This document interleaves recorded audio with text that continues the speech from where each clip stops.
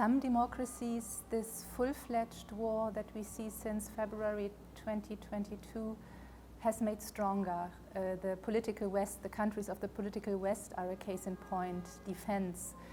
Some it has taken out of their comforts. My country, Germany, is an example where we must reform. The war has shown the urgent need. It's more difficult, it's tedious, and democratically elected governments have to convince their voters, have to explain their policies, and at the same time deal with disinformation strategies, propaganda.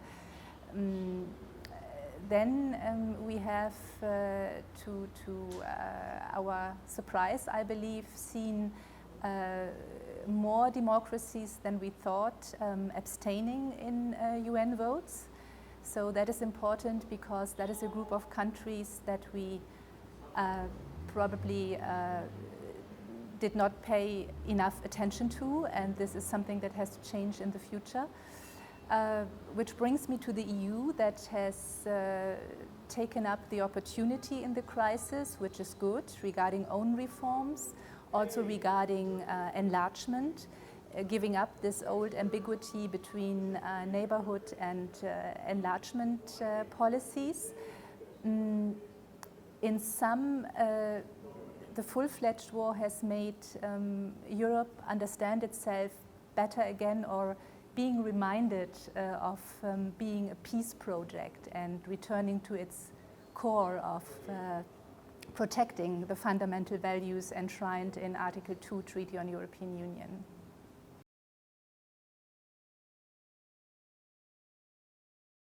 Cooperating with China while defeating Russia is probably the toughest question that will keep us busy in the foreseeable future.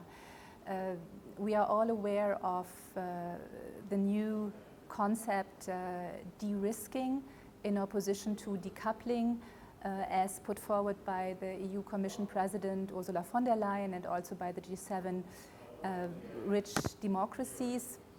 Now, what does it mean? It means to reduce exposure in critical sectors, while at the same time avoiding harm regarding trade and investment, and expanding own scope of action. How this is to be done, there is no one answer. And this is probably, I mean, I often hear that China is the bigger challenge in comparison to Russia because of its economic outreach. I don't know, I'm not a China expert, but I am under the impression that in their cooperation, Russia and China, this is the tremendous challenge that the countries of the political West will have to deal with in the near future, because China is not interested in Russia's complete defeat. It needs Russia as a partner in its intention to change the world order. And we see, if we look at China's so-called peace plan regarding the war in Ukraine, that there is no substance except for the warning against the use of nuclear weapons. And the fact that the European Union does not have leverage to make China influence Russia to end that war demonstrates that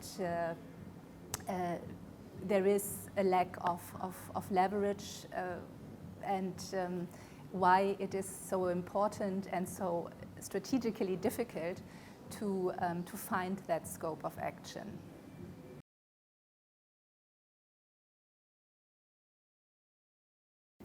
Why after?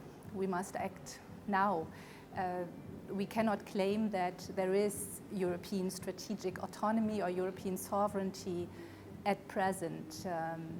as you know, it refers to being able to act independently in terms of economics, politics, and also militarily. We still and will have Russia challenging European security in the neighborhood. The EU has to define nothing less than a new security order. And